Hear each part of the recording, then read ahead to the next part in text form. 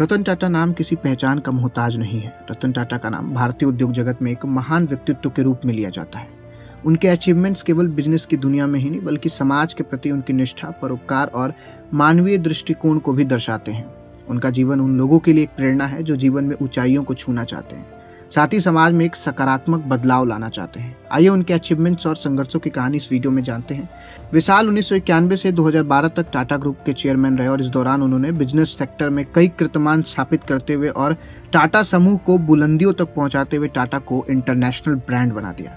रतन टाटा ने अपने कैरियर की शुरुआत 1961 में टाटा समूह की टाटा स्टील कंपनी से की, जहां उन्होंने एक साधारण कर्मचारी के रूप में काम किया था और फिर उन्होंने कोलकाता के जमशेदपुर स्टील प्लांट शारीरिक श्रम करके अपने काम का अनुभव प्राप्त किया।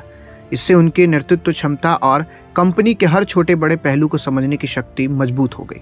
1991 में रतन टाटा ने उत्तराधिकारी के रूप में टाटा समूह की बागडोर संभाली और उस समय टाटा समूह कई अलग अलग बिजनेसों में फैला हुआ था। तभी रतन टाटा ने इसे एकजुट करने के लिए कई महत्वपूर्ण कदम उठाए और इन्होंने समूह की कंपनियों का मॉडर्नाइजेशन किया और उन्हें वैश्विक बाजार में प्रतिस्पर्धा करने के लिए तैयार किया और अपने नेतृत्व में टाटा समूह को एक नई ऊंचाइयों तक पहुंचा दिया। रतन टाटा के सबसे उल्लेखनीय अचीवमेंट्स में से एक टाटा मोटर्स को अंतर्राष्ट्रीय विस्तार योजना है। उन्होंने 2008 में फोर्ड मोटर कंपनी में जगुआर और लैंड रोवर जैसे प्रतिष्ठित ब्रांड्स को अधिग्रहण किया, जो एक साहसिक कदम माना जाता है।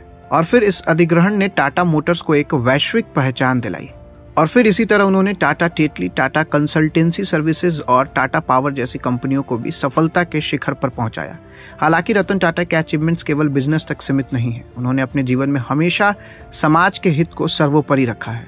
उनकी चैरिटी की भावना ने उन्हें शिक्षा, स्वास्थ्य और ग्रामीण विकास के क्षेत्रों में अभूतपूर्व योगदान देने के लिए प्रेरित किया।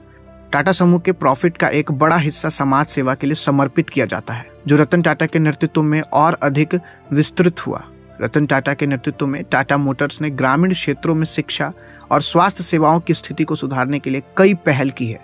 वहीं Tata institute of social science और इंडियन इंस्टीट्यूट ऑफ साइंस जैसी संस्थाओं का स्थापना में भी अहम योगदान रहा है। और वहीं रतन टाटा की सबसे बड़ी खासियत यह है कि उन्होंने अपने जीवन में सफलता के साथ साथ विनम्रता और सरलता को भी बनाए रखा है। वे अपने कर्मचारियों के साथ भी एक परिवार की तरह व्यवहार करते हैं और अपने काम में ईमानदारी और नैतिकता का पालन करते हैं।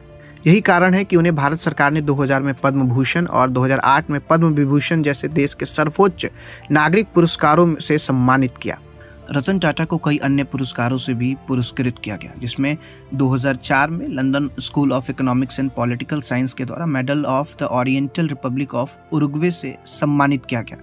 वहीं बात 2008 की कर लें तो यूनिवर्सिटी ऑफ कैम्ब्रिज के द्वारा ऑनरेरी डॉक्टर ऑफ लॉ से सम्मानित किया गया। वहीं आईआईटी बॉम्बे ने ऑनरेरी डॉक्टर ऑफ साइंस से सम्मानित किया। आईआईटी खड़गपुर ने भी ऑनरेरी डॉक्टर ऑफ साइंस से सम्मानित किया। सिंगापुर सरकार ने फिर 2008 में ऑनरेरी सिटीजन अवार्ड से सम्मानित किया। और वहीं रतन टाटा को फ्रांस सरकार ने 2016 में commander of the legion of the honour से सम्मानित किया।